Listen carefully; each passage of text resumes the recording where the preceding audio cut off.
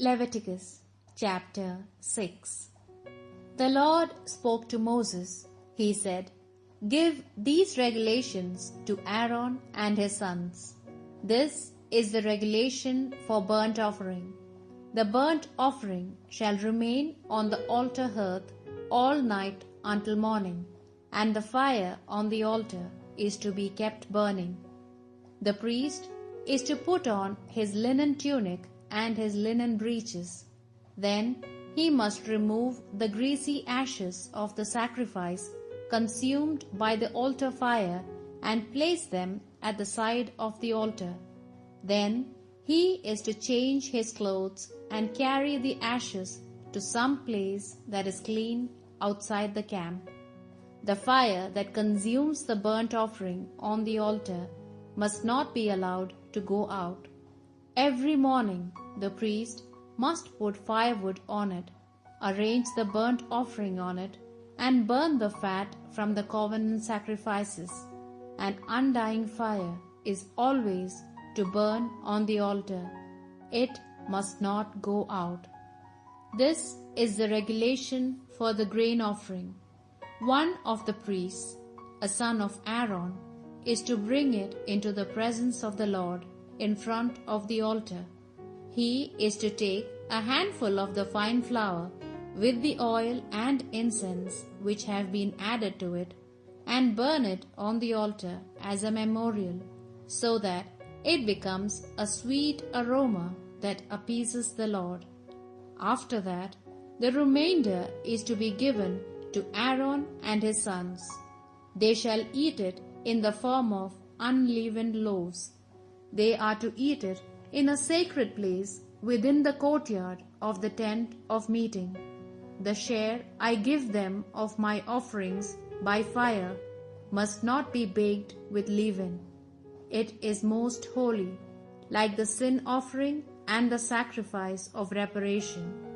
All the males of Aaron's family may eat this part of the Lord's burnt offering.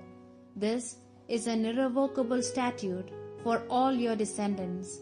Everything that touches the offering becomes consecrated as well. The Lord spoke to Moses. He said, "This is the offering that Aaron and his sons are to make to the Lord on the day of their anointing as priests. 2 pounds of fine flour as a perpetual grain offering, half in the morning and half in the evening. It must be cooked on the griddle and mixed with oil. You must bring the paste as a grain offering in several pieces, offering them as a sweet aroma that appeases the Lord. Every descendant of Aaron who succeeds him as anointed priest shall do the same. This is an irrevocable statute. This grain offering shall be completely burned as a sacrifice for the Lord. Every grain offering made by a priest must be a total sacrifice. None of it is to be eaten." The Lord spoke to Moses. He said, "Say to Aaron and his sons, this is the regulation for the sacrifice for sin. The victim for the sacrifice is to be slaughtered before the Lord in the place where the animals for the burnt offerings are slaughtered. It is a most holy offering. The priest who offers this sacrifice is to eat it.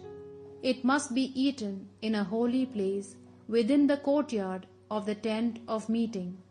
Everything that touches the flesh of this animal will become consecrated. If any of the blood splashes on clothing, the stain must be cleaned in some holy place. The clay pot in which the meat is cooked must be broken. If a bronze pot has been used for the cooking, it must be scrubbed and thoroughly rinsed with water. Any male who is a priest may eat the meat. It is a most holy thing.